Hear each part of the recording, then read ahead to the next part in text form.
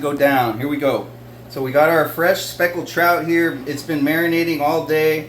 This is a milk egg wash, guys, with some seasoning in it. Freaking, it's cold. It's been sitting in the fridge all day. It's about a cup of milk and an egg. That's all it is, basically. So we got our fresh trout filleted, and all we're gonna do, I got the ribs separate. I got the rib cages separate. I like to eat the ribs. I don't like to let any meat go to waste. So all we're gonna do is just come on over here. All we're gonna do is just pretty much season them up. Louisiana fish fry. Just like that, man. Just like that. Make sure they're all covered up, and that milk and egg ensures that everything gets stuck on there. And just like that, straight into that hot oil. Yes, sir. Check out our speckled trout. Some of them I leave the skin on. I just scale them, cut them up, and leave them on like that. It adds more flavor, guys. The skin adds so much more flavor. It's packed with vitamins, nutrients. Check out that first batch. It's cooking nicely. Can't go wrong with fresh fish, guys. Thanks. All right, man. Check it out, guys. Check it out. Oh, yeah. We got our ribs cooking nicely. Like I said, I don't like to let any of the meat go to waste. I always keep the ribs. And, you know, the meat along the bone, what's the saying? The closer to the bone, the sweeter the meat. And the same goes for fish, man. Same goes for fish. Look at that. Oh, yeah. Beautiful. Beautiful. Look at that. You want to let it fry for about 4 minutes, depending on your heat. I'm using old school Fry Daddy. So, looks good, looks good. Yes, sir. The Bubba would be proud. The Bubba would definitely be proud. You want to make sure they're cooked thoroughly. The thin ones are usually the first ones ready, man. And what I like to do is I like to put them on a little rack. You put them on the rack and the oil drips out, and it keeps that meat, it keeps that fry nice and crispy. First batch done. Nice and crispy. We got our okra. Let's do a second batch. Woo! Oh yeah, look at that golden brown, man. That's the way you want it to look. Oh, there you go. So we're gonna let this last batch cook, and we're gonna work on our tartar sauce.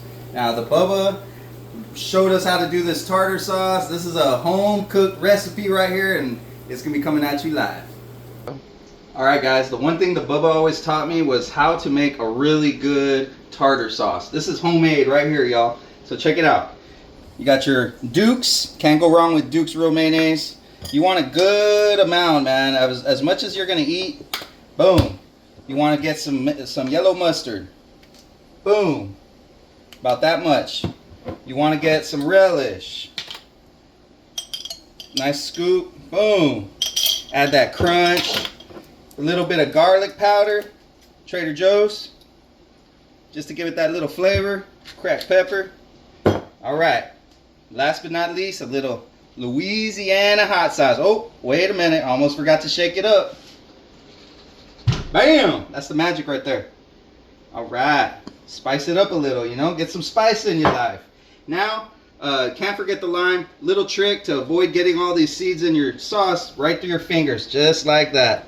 You can catch those seeds and let that lime juice go straight through. Boom! See that? Perfect. Okay. Last but not least, we're going to mix this up. Our little concoction here. Alright guys, so you want to mix up your concoction. Get it nice and stirred up just like that. Just like such. Oh yeah, this is going to be good. We're going to make some damn good fish tacos, man. Alright y'all, we're going to do some killer fish tacos here.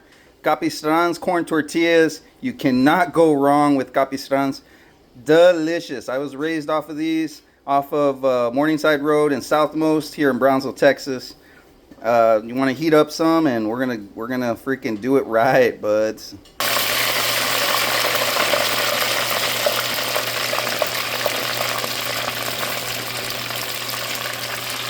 All right, guys, we got the okra going.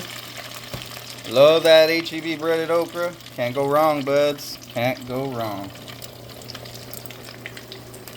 So you want to let that okra fry for at least a good 8 to 10 minutes. You want all the okra nice and golden brown. Now when you're frying your okra, you want to make sure not to overstuff your fryer, overstuff the pot. Otherwise it's going to get mushy, it's not going to cook right, and it won't be as good as it is when it's like halfway full. You know, you want these suckers to cook, you want them to crisp up, and look at that, they're coming along nicely. When they're floating is when you can tell that they're cooking, they're almost done. They got a good little color, but we want them a little more browner. And that is a beautiful sight right there, man. Let's put them on to drain here on the napkin. Get a good old scoop. Hell yeah. Alright, y'all, it's time to crunch and munch. Let's do this. Alright, so we got our Capistan tortilla here. We're going to put a piece of fish, nice fresh trout. We're going to put a good old dollop of our homemade tartar. We're going to put some lemon juice. Oh, got a seed in there. Don't want that. Sprout a lemon tree. Cheers, guys. Look at that.